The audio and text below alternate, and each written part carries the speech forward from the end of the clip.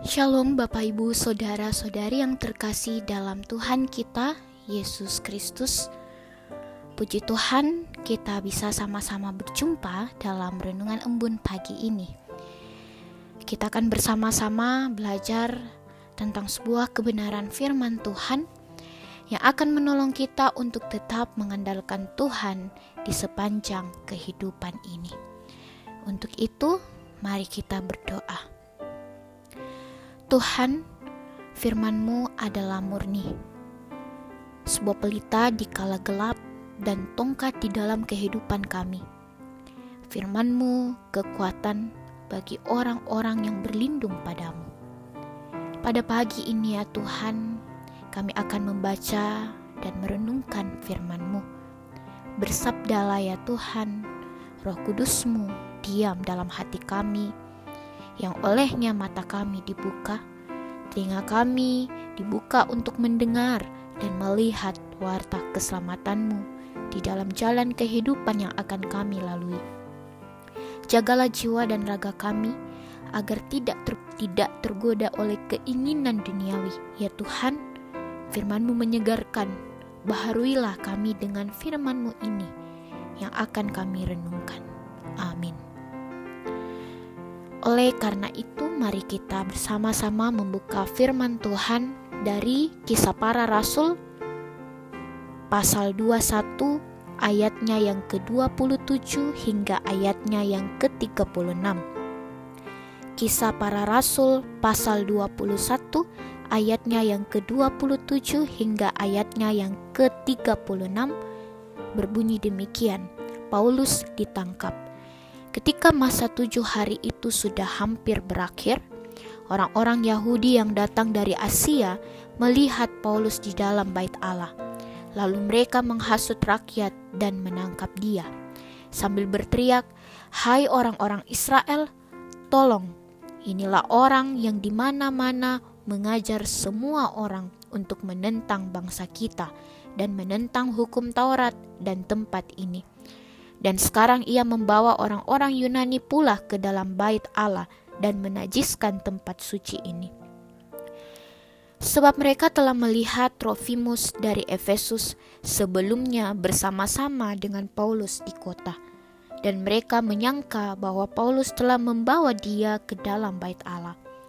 Maka gemparlah seluruh kota, dan rakyat datang berkerumun, lalu menangkap Paulus dan menyeretnya keluar dari bait Allah, dan seketika itu juga semua pintu gerbang bait Allah itu ditutup. Sementara mereka merencanakan untuk membunuh dia, sampailah kabar kepada kepala pasukan bahwa seluruh Yerusalem gempar. Kepala pasukan itu segera bergerak dengan prajurit-prajurit dan perwira-perwira dan maju mendapatkan orang banyak itu. Ketika mereka melihat dia dan prajurit-prajurit itu, berhentilah mereka memukul Paulus. Kepala pasukan itu mendekati Paulus, menangkapnya dan menyuruh mengikat dia dengan 2 rantai. Lalu bertanya siapakah dia dan apakah yang telah diperbuatnya. Tetapi dari antara orang banyak itu ada yang meneriakkan kepadanya ini, ada pula yang meneriakannya itu. Dan oleh karena keributan itu, ia tidak dapat mengetahui apakah yang sebenarnya terjadi. Sebab itu ia menyuruh membawa Paulus ke markas. Ketika sampai ke tangga, Paulus terpaksa didukung prajurit-prajurit karena berdesak-desaknya orang banyak yang berbondong-bondong mengikuti dia sambil berteriak, "Enyahkanlah dia."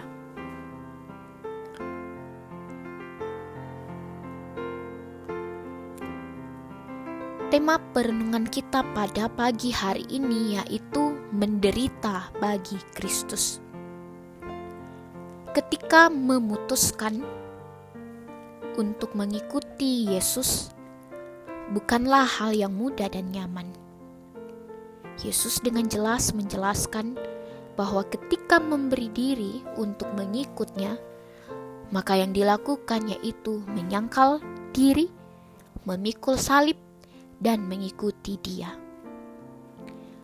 Inilah yang terjadi pada Paulus, di mana ia ditawan, diseret dari satu penjara ke penjara lain. Diabaikan begitu saja, difitnah oleh kumpulan orang Yahudi yang membencinya. Ia juga ditangkap di Bait Allah ketika sedang mengikuti ibadah pada hari-hari pentahiran dan ibadah-ibadah lain pada hari itu.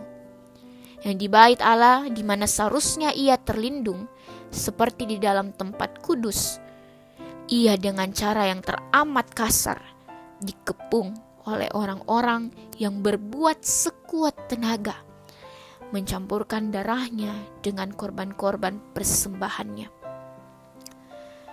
Orang-orang Yahudi dari Asia melakukan tuduhan palsu dan memprovokasi rakyat bahwa Paulus dari tangan orang Yahudi, di mana orang-orang yang mendengar hal itu pun merasa bingung dan tidak mengetahui apa yang terjadi, sehingga tidak dapat memberikan jawaban yang tepat kepada kepala pasukan.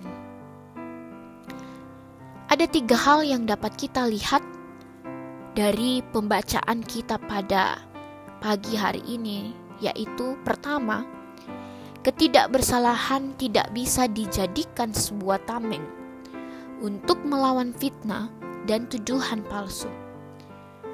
Bukan hal baru bahwa orang yang berniat jujur dan bertindak sesuai aturan malah dituduh melakukan sesuatu yang tidak mereka ketahui atau pikirkan.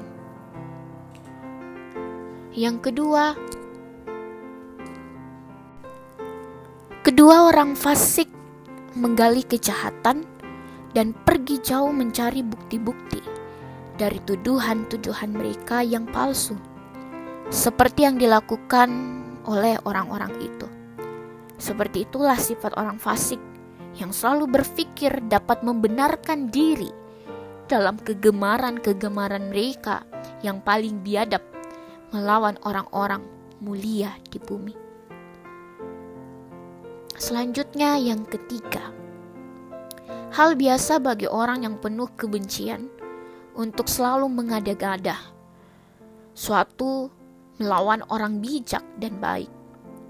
Mereka menyangka bahwa dengan berbuat demikian, orang yang bijak dan baik berutang budi pada mereka, dan mereka pun bisa mengambil muka di hadapan orang itu.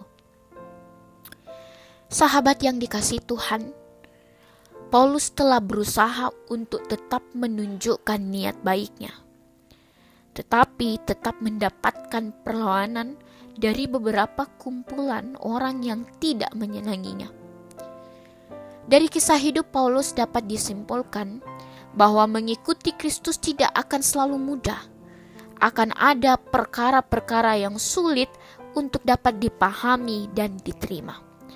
Dan sebagai orang percaya yang harus dilakukan adalah kesiapan diri untuk menderita demi iman dan firman Tuhan atau Injil yang ditugaskan untuk kita beritakan di tengah-tengah dunia ini. Kita harus siap menghadapi tuduhan, fitnah, dan penderitaan sebagaimana yang Yesus, Rasul Paulus, dan para rasul lainnya telah alami. Namun satu hal, bahwa ingatlah Tuhan menyertai dan akan menolong anak-anaknya. Penderitaan yang kita alami tidak sebanding dengan kemuliaan yang akan kita dapatkan nantinya. Oleh karena itu, walaupun kita harus menderita karena sebuah Injil, mari tetap setia dan taat kepadanya. Karena Dia tidak akan meninggalkan.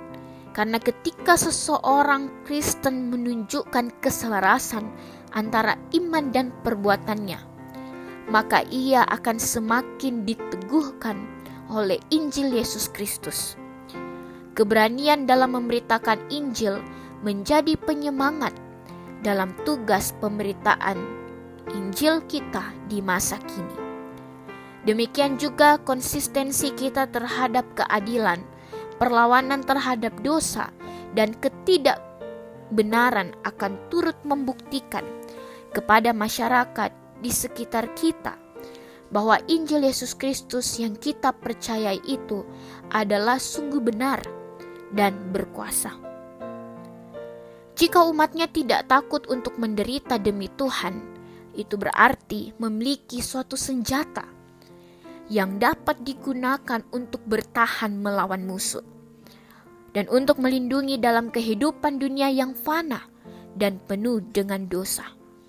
Untuk itu, mari kita semua memohon padanya, memohon agar Tuhan Yesus mengaruniakan kita semua kekuatan yang memampukan kita hidup atas kehendak-Nya saja. Amin. Sahabat yang dikasihi Tuhan, mari kita berdoa bersama. Bapa, firman-Mu hidup dan benar, yang menjadi tuntunan bagi kami. Dari tahta-Mu Engkau telah mengutus Roh Kudus-Mu ke dalam hati kami. Semoga bimbingan-Mu ini menguatkan dan mencerahkan hati dan jiwa kami oleh kekuatan firman-Mu. Kami berpegang teguh padanya dan menjadikan perisai dalam kehidupan kami. Kami siap Tuhan untuk menderita, memikul salib, hidup melayani-Mu. Di saat ini kami akan melakukan apa yang menjadi pekerjaan dan aktivitas kami masing-masing. Sertai kami, lindungi, dan berikan kebijaksanaan agar dalam memakai waktu dengan sebaik-baiknya. Ampuni setiap salah yang kami lakukan Tuhan. Dalam nama Tuhan Yesus kami berdoa kepadamu. Amin. Demikianlah perenungan kita pada pagi hari ini. Kiranya memberkati kita semua. Selamat beraktivitas. Salam sehat.